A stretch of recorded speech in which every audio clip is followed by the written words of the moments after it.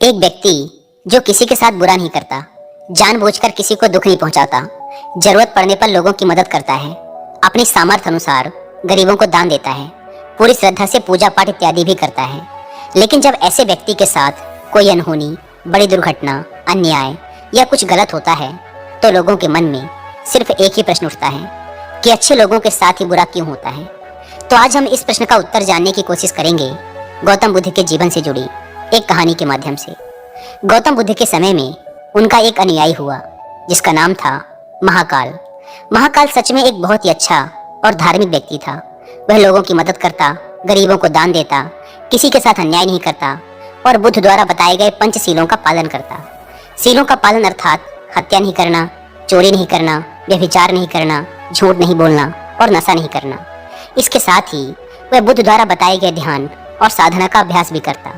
वह हर पूर्णिमा और अमावस्या को बौद्ध आश्रम में होने वाले उपोषण में हिस्सा लेता और पूरी रात बुद्ध के प्रवचन सुनता। ऐसे ही एक अमावस्या के दिन उसने उपोषण किया और रात को बुद्ध के प्रवचन सुनने लगा। भोर सवेरे जब बुद्ध के प्रवचन समाप्त हुए तो आश्रम से निकलकर वह पास के ही तालाब में नहाने के लिए चला गया। उसी रात उस गांव में कुछ चोर एक घर में चोरी करने के लिए घुसे हुए थे। जब वो चोरी करके भाग रहे थे तो गलती से एक चोर का पैर बर्तनों से टकरा गया और बर्तनों की आवाज से घर के लोग जाग गए। चारों तरफ हल्ला मच गया कि गांव में चोर घुसे हैं। मोहल्ले भर के लोगों ने चोरों का पीछा करना शुरू कर दिया। कुछ देर तक तो चोर गहने जेवरात की पोटली लेकर भागते रहे, लेकिन जब उन्हें महसूस हो गया कि अब बचना संभव नहीं है, पकड़े जाएंगे, तो तालाब के पास से जाते हुए चोरों ने सारे गहने जेवरात महाकाल के कपड़ों के पास फेंक दिए और वहां से भाग गए। जब लोग वहां पहुंचे तो उन्होंने देखा कि चोरी का सारा सामान तो इस व्यक्ति के कपड़ों के पास पड़ा हुआ है। सभी लोगों ने महाकाल को ही चोर समझ लिया और तालाब से बाहर निकालकर उसे मारना शुरू कर दिया। वह कहता रहा कि मैं चोर नहीं हूँ, मैं तो रात भर प्रवचन सुनकर आया हूँ और यहाँ सिर्फ स्नान कर रहा था। मुझे नहीं पता ये चोरी का सामान यहाँ कैसे आ गया। लेकिन भीड़ ने उसकी एक न सुनी और यह कहते हुए और मारने लगे कि अच्छा, चोरी करने के बाद अब नाटक कर रहा है कि मैं अच्छा आदमी हूँ, प्रवचन सुनकर आ रहा हूँ। गुस्साई भीड़ ने उसे इतनी बेरहमी से पीटा कि उसकी मौत हो गई और उस मृत महाकाल के शरीर को वहीं छोड़कर लोग अपने अपने घर चले गए। सुबह जब आश्रम के कुछ शिष्य तालाब में पानी लेने के लिए आए तो उन्होंने महाकाल के मृत शरीर को तालाब के पास पड़ा देखा। पूछने पर पता चला कि चोरी के आरोप में लोगों ने महाकाल को पीट पीट कर मार दिया। शिष्यों ने बुद्ध के पास जाकर ये दुखद खबर सुनाई कि बेचारे उपासक महाकाल को लोगों ने मार दिया। उसे उस गलती की सजा मिली जो उसने की भी नहीं थी। बुद्ध शिष्यों के द्वारा की जा रही अलग अलग बातों को बस ध्यानपूर्वक सुन रहे थे।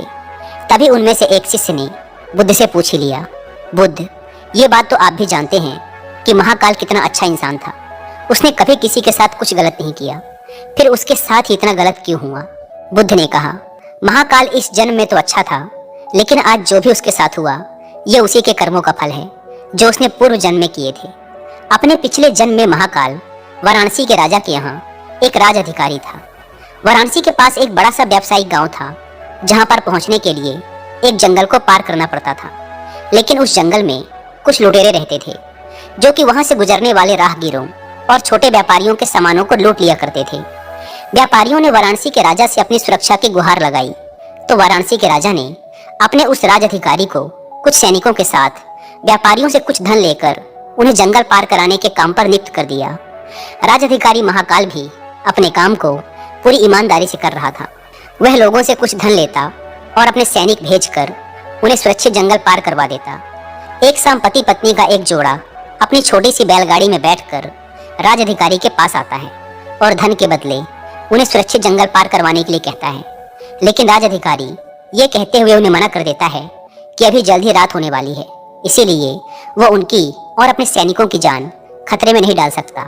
उन्हें जंगल पार करने के लिए सुबह तक का इंतजार करना पड़ेगा। वो पति पत्नी बहुत आग्रह करते रहे कि अभी रात होने में बहुत समय है, वो उन्हें जंगल पार करा दे, लेकिन राज अधिकारी नहीं मानता और उन्हें सलाह देता है कि वो रात भर यहीं रुके। उनके रहने और खाने की व्यवस्था वो खुद करवाएगा। पति पत्नी को मजबूरन उस राज अधिकारी की बात माननी पड़ती है। असल में उस राहगीर की पत्नी बहुत सुंदर थी, जिसे देखकर राज अधिकारी उस पर मोहित हो गया था। उस पर काम वासना हावी हो जाती है और जब व्यक्ति पर काम वासना हावी हो जाती है तो उसे सही गलत कुछ समझ नहीं आता। वह आसक्ति की आग में जलकर अंधा हो जाता है और यही उस राज अधिकारी के साथ भी हुआ। उसने उन दोनों पति पत्नी के रहने और खाने की व्यवस्था तो कर दी, लेकिन साथ ही वह उसकी पत्नी को पाने की तरकीबें सोचने लगा। उसे एक तरीका सूझा। उसके पास एक बड़ा सा हीरा था। उसने उस हीरे को रात में चुपके से उस आदमी के बैलगाड़ी के सामान में छुपा दिया और सुबह होते ही हल्ला मचा दिया कि उसका कीमती हीरा किसी ने चोरी कर लिया है। उसने अपने सैनिकों को आदेश दिया कि हर एक व्यक्ति की सामान की तलाशी लेने के बाद ही उसे आगे जाने दिया जाए। सैनिकों ने तलाशी ली तो योजना के अनुसार हीरा उस पति पत्नी की बैलगाड़ी के सामान में छुपा मिला। राज अधिकारी उस व्यक्ति को सभी के सामने यह कहते हुए पीटने लगा कि मैंने तेरे रहने और खाने की व्यवस्था की और तूने मेरे ही साथ गद्दारी की।